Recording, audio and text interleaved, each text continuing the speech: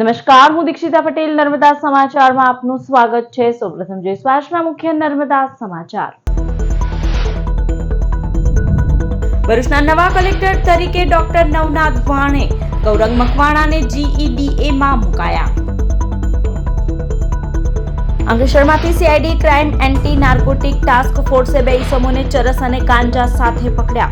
1.37 લાખનો મુદ્દામાલ કબજે, એક આરોપી વોન્ટેડ જાહેર।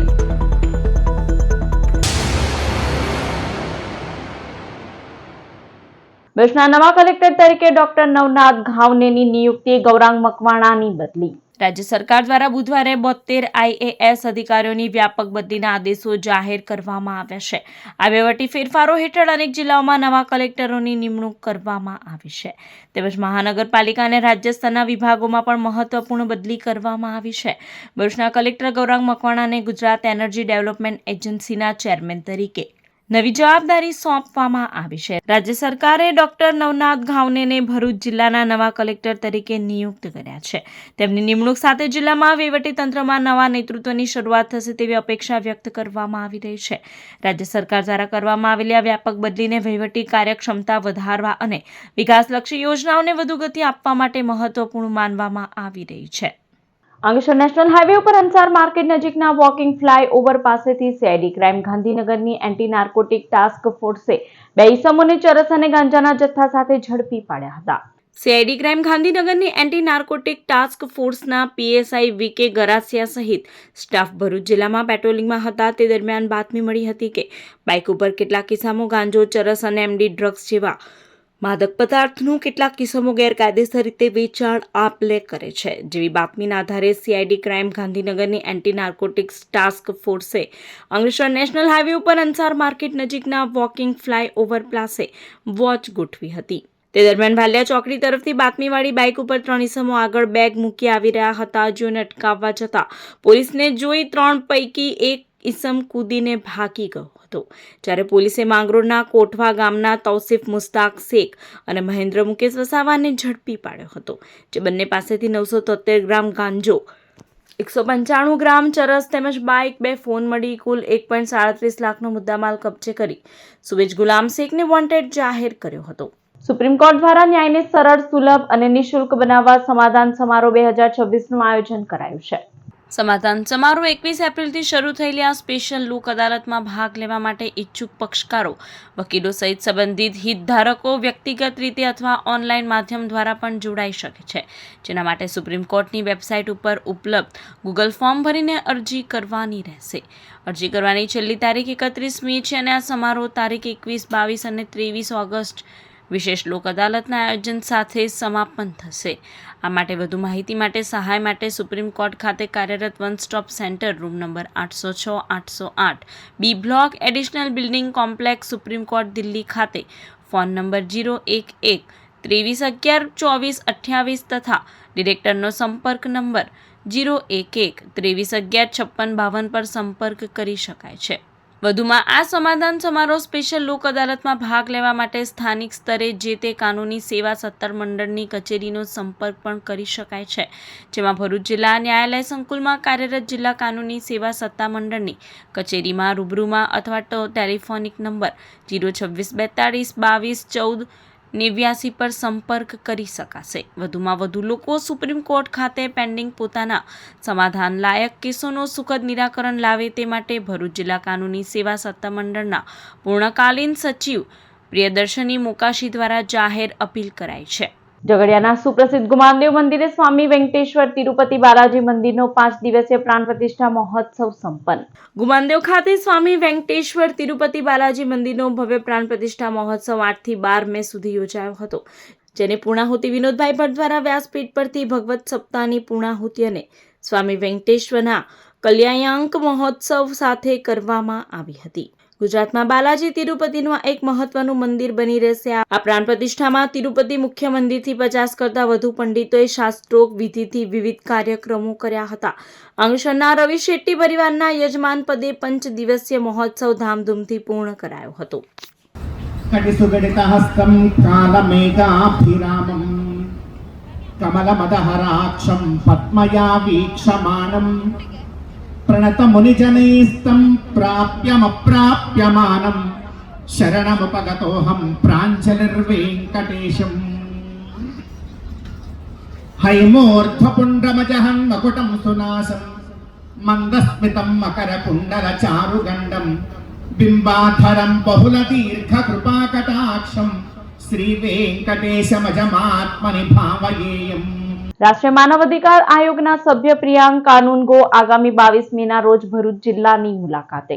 રાષ્ટ્રીય માનવ અધિકાર આયોગ નવી દિલ્હીના સભ્ય પ્રિયાંક કાનૂનગો આગામી 22મી મે 2026ના રોજ ભરૂચ જિલ્લાની મુલાકાતે પધારનાર છે. આ મુલાકાત દરમિયાન તેઓ જિલ્લામાં માનવ અધિકાર, સમાવેશી વિકાસ અને કેન્દ્ર તથા રાજ્ય સરકારની વિવિધ કલ્યાણકારી યોજનાઓના અમલીકરણની વિસ્તૃત સમીક્ષા કરશે. તેઓ દ્વારા ખાસ કરીને રોજગાર અને કૌશલ્ય વિકાસ, બાળ અધિકારો, જુવેનાઇલ જસ્ટિસ સિસ્ટમ, માનવ તસ્કરી નિવારણ, વરિષ્ઠ નાગરિકો અને દિવ્યાંગોના અધિકારો તેમજ પંચાયતી રાજ સંસ્થાઓની કામગીરી જેવા મહત્વના વિષય પર સમીક્ષા કરાશે. આ ઉપરાંત નર્મદા વેલી સભ્યતા સાથે જોડાયેલા સાંસ્કૃતિક વારસાની જાળવણી અને સ્થાનિક સમુદાયોના પ્રશ્નો અંગે પણ તેઓ ફિલ્ડ વિઝિટ અને પરામર્શ કરી શકે છે. આ હાઈ પ્રોફાઇલ મુલાકાતના આગોતરા આયોજન અને સંકલન માટે ભરૂચ જિલ્લા કલેક્ટરની અધ્યક્ષતામાં એક મહત્વની બેઠકનું આયોજન કરાયું હતું. આ બેઠકમાં જિલ્લા વિકાસ અધિકારી, પોલીસ અધિક્ષક તેમજ વિવિધ વિભાગોના ઉચ્ચ અધિકારીઓને જરૂરી વિગતો અને રેકોર્ડ સાથે ઉપસ્થિત રહ્યા હતા.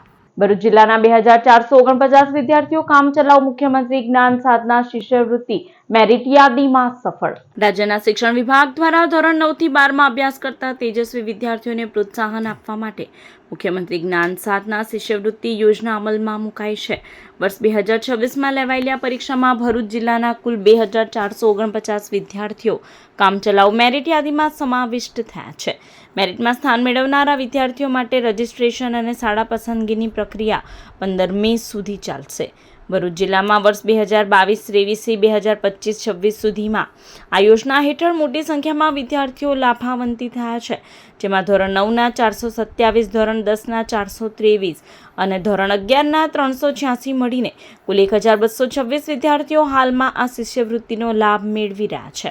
અંકલેશ્વર જેડીસી વિસ્તારમાં ઉદ્યોગોની આસપાસ વર્ષોથી ઊભી થતી વરસાદી પાણી ભરાવાની સમસ્યાના નિરાકરણ માટે વરસાદી પાણીના નિકાલની કાંસને પાકી કરવાની કામગીરી શરૂ કરવામાં આવી છે. અંકલેશ્વર જેડીસી વિસ્તારમાં ઉદ્યોગોની આસપાસ વર્ષોથી ઊભી થતી વરસાદી પાણી ભરાવાની સમસ્યાના નિરાકરણ માટે હવે મહત્વપૂર્ણ પગલાં લેવામાં આવી રહ્યા છે. નોટિફાઈડ એરિયા ઓથોરિટી દ્વારા વરસાદી પાણીના નિકાલ માટેની કાંસને પાકી બનાવવાની કામગીરી શરૂ કરવામાં આવી છે.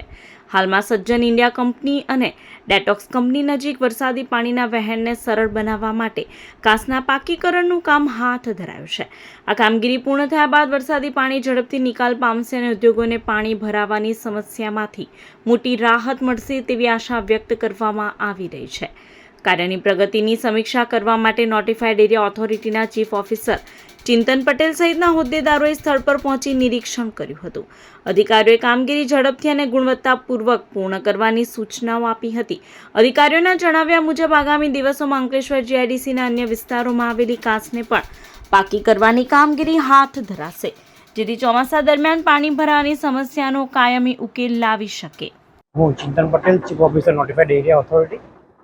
આજરોજ નોટિફાઈડ ઓથોરિટી દ્વારા જે ચોમાસામાં જે ઇન્ડસ્ટ્રીઓને જે પાણી ભરાવાના જે પ્રોબ્લેમ હતા એના સોલ્યુશનના પેટે આજરોજ અમે સજ્જન ઇન્ડિયા પાસે એસડબ્લ્યુડીનું કામ તથા ડેટોક્સ કંપનીમાં જે આવેલ કુદરતી કાંસને પાકીકરણનું કામનું ખાતમુહૂર્ત કરેલ છે. ભવિષ્યમાં નોટિફાઈડ દ્વારા અલગ અલગ ઇન્ડસ્ટ્રીને અનુકૂળ અને એમના પ્રશ્નોને સોલ્વ કરી શકીએ એ માટેના જુદા જુદા કામોનું હાથ ધરવામાં આવશે. અંકલેશ્વર તાલુકાના ગડખોલ ગામની સીમ વિસ્તારમાંથી દીપડો પાંજરે પુરાયો છે. દીપડો નજરે પડતા ગ્રામજનોની રજૂઆતના આધારે વન વિભાગ દ્વારા પાંજરું ગોઠવવામાં આવ્યું હતું. અંકલેશ્વર તાલુકાના ગડખોલ ગામની સીમ વિસ્તારમાંથી દીપડો પાંજરે પુરાતા ગ્રામજનો અને ખેડૂતોમાં રાહતનો માહોલ જોવા મળ્યો છે. છેલ્લા કેટલાક દિવસોથી ગામ નજીક આવેલા તળાવ કિનારે દીપડો નજરે પડતો હતો, જેના કારણે ખેડૂતો તથા સ્થાનિક લોકોમાં ભયનો માહોલ સર્જાયો હતો. ઘટનાની જાણ થતાં વન વિભાગની ટીમ સ્થળ ઉપર પહોંચી હતી અને દીપડાને ઝડપી પાડવા માટે પાંજરું ગોઠવવામાં આવ્યું હતું. વન વિભાગની કામગીરી દરમિયાન દીપડો પાંજરે પુરાતા સ્થાનિકોએ હાશકારો અનુભવ્યો હતો. દીપડાના કારણે પશુઓ અને ખેતરોમાં જતા ખેડૂતોમાં ચિંતા વ્યાપી હતી. વન વિભાગ દ્વારા દીપડાનું મેડિકલ પરીક્ષણ કરવામાં આવશે અને ત્યારબાદ તેને સુરક્ષિત જંગલ વિસ્તારમાં છોડવાની કાર્યવાહી હાથ ધરવામાં આવશે. હાલમાં વિસ્તારમાં વન વિભાગ દ્વારા સતત નજર રાખવામાં આવી રહી છે. ભરૂચ જિલ્લા જય ભારત ઓટો રિક્ષા એસોસિએશન દ્વારા છાસનું વિતરણ કરાયું. ઉનાળાની કાળઝાળ ગરમીમાં રાહદારીઓ અને મુસાફરોને ગરમીથી રાહત મળે તે માટે જય ભારત ઓટો રિક્ષા એસોસિએશન દ્વારા ઠંડી છાસનું વિતરણ કરાયું હતું. ભરૂચના રેલવે સ્ટેશન સર્કલ પાસે આ છાસ વિતરણ કાર્યક્રમમાં કોંગી નેતા શમસાદ અલી સૈયદ, જિગ્નેશ બ્રહ્મભટ્ટ, હેમેન્દ્ર કોઠીવાલા અને જય ભારત ઓટો રિક્ષા એસોસિએશનના પ્રમુખ આબિદ મિર્ઝા સહિતના જોડાયા હતા. આવા ગરમીના સમયના અંદર લોકોને રાહતરૂપ બનવું એ ખરેખર એક ઉમદા કાર્ય છે અને આ કાર્ય રિક્ષા એસોસિએશન જે કરી રહ્યું છે તેમને પહેલા તો અભિનંદન આપીએ છીએ. આ માત્ર છાસ વિતરણ નથી, પરંતુ એક સહકાર, સેવા અને માનવતાનું કાર્ય કઈ રીતે કરી શકાય તેની પહેલ છે. અંશ શક્તિનગર બ્રહ્માકુમારી સેવા કેન્દ્ર દ્વારા આઈટીઆઈ ખાતે નશા મુક્તિ કાર્યક્રમનું આયોજન કરવામાં આવ્યું હતું, જેમાં વક્તાઓએ વિદ્યાર્થીઓને વ્યસન મુક્તિ અંગે માર્ગદર્શન આપ્યું હતું.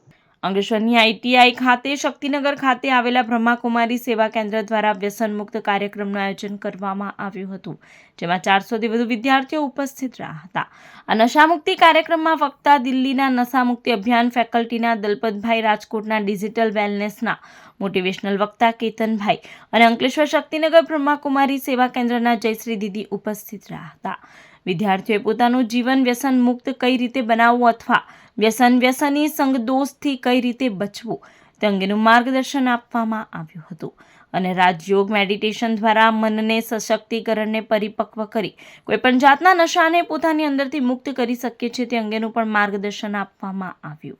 ભરૂચના ટંકારિયા કંબોલી રોડ ઉપર વાન અને રિક્ષા વચ્ચે અકસ્માત, એક વ્યક્તિનું ઘટના સ્થળે મોત. ભરૂચના ટંકારિયા કંબોલી રોડ ઉપર માર્ગ અકસ્માત સર્જાયો હતો. વાન અને રિક્ષા વચ્ચે જોરદાર ટક્કર થતા અકસ્માત સર્જાયો હતો. અકસ્માત એટલો ભયાનક હતો કે એક વ્યક્તિનું ઘટના સ્થળે જ મોત નીપજ્યું હતું, જ્યારે અન્ય કેટલાક લોકોને ઈજા પહોંચી હોવાનું જાણવા મળી રહ્યું છે. આસપાસના લોકો તાત્કાલિક સ્થળે દોડી આવ્યા હતા અને બચાવ કામગીરી શરૂ કરી હતી. પોલીસ અને 108 એમ્બ્યુલન્સે પહોંચી ઈજાગ્રસ્તોને સારવાર માટે નજીકની હોસ્પિટલમાં ખસેડ્યા હતા. પોલીસે સમગ્ર મામલે વધુ તપાસ હાથ ધરી છે.